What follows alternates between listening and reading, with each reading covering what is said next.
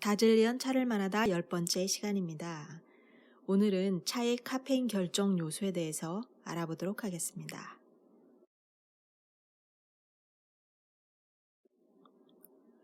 커피로부터 카페인 성분이 처음 발견된 것은 1819년이라고 합니다. 커피에 들어있는 물질이라고 해서 카페인이라고 불렀다고 합니다. 그리고서 8년이 지난 1827년 차에서도 커피의 카페인과 유사한 기능을 가진 물질이 발견되었습니다. 차에서 발견된 이 물질의 명칭은 차를 뜻하는 테, 그리고 인을 붙여서 테인이라고 불렀다고 하죠.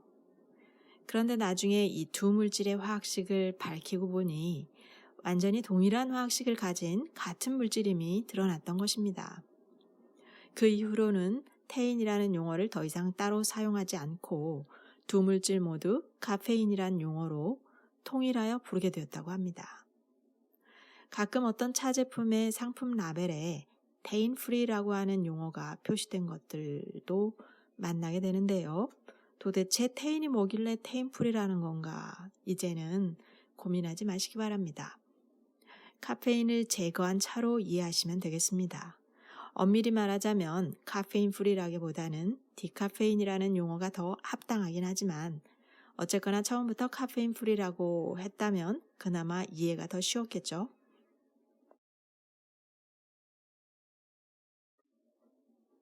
여러 식품의 카페인을 비교한다거나 유사한 음료의 카페인을 비교한다거나 이런 것들 건강 관련 뉴스 칼럼에서 자주 보고 계시죠.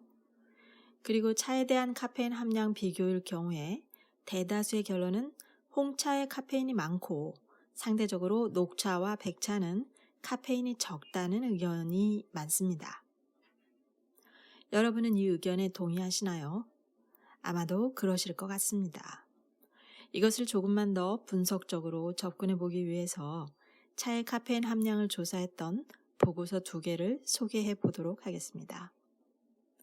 2005년 미국의 한 식품과학 잡지에 소개된 실험 보고서에 의하면 미국에서 흔하게 마시는 홍차, 녹차, 우롱차, 백차 등 77가지의 차를 대상으로 동일 조건으로 카페인 추출 실험을 했다고 합니다. 실험 결과에서 모두를 놀라게 했던 결과 중에 하나는 77가지 차 중에서 최다 카페인이 용출된 차가 홍차도 우롱차도 아닌 백차였다는 사실입니다. 2008년에 식품 관련 다른 잡지의 실험 보고서에 따르면 여러 가지 다양한 차종으로부터 카페인 함량을 조사해 본 결과 차종에 따른 어떤 주목할 만한 카페인 함량의 차이는 발견할 수 없었고 그냥 개별 차에 따른 차이가 있었을 뿐이었다라고 하였습니다. 즉 홍차가 어떻다, 녹차가 어떻다라고 하는 차종별 규칙이나 흐름을 발견할 수는 없었고 단지 개별적인 차이가 있었을 뿐이다라는 의미이죠. 차의 카페인 함량은 여러 가지 조건에 연동됩니다. 하지만 차종에 따라 차이가 나지는 않는다는 것이 현재까지 발견된 연구 결과의 중론입니다.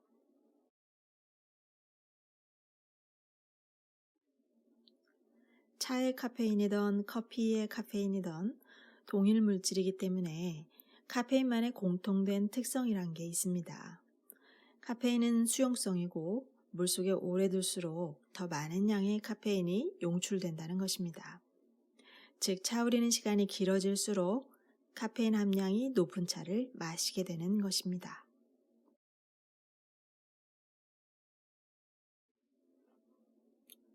카페인의 특성 또 하나, 카페인은 물 온도가 높을수록 더 잘 용출됩니다.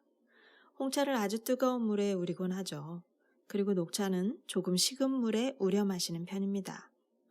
또 우리는 시간은 어떤가요? 보통 홍차를 녹차보다 더 길게 우려 마시거든요. 그런데 이런 방식을 취했다면 홍차에 녹차보다 더 많은 양의 카페인이 들어있게 됩니다. 왜냐하면 카페인은 더 뜨거운 물일수록 그리고 더 긴 시간 우릴수록 많이 용출되기 때문입니다.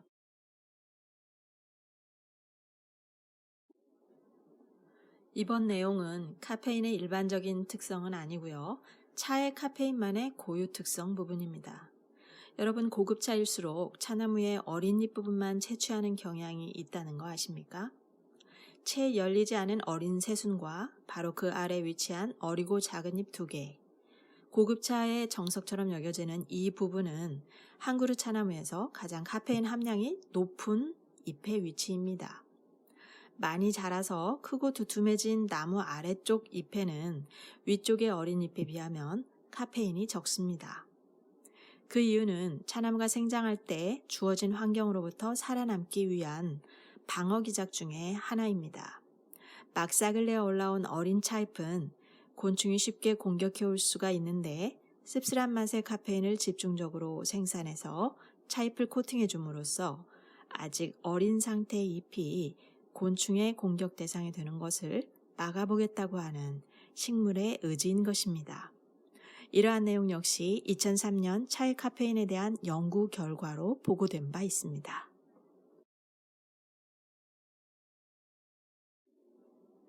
지금까지 소개해드린 내용만으로도 여러분은 차의 카페인을 이해할 수 있는 기본은 갖추게 되었다고 생각됩니다.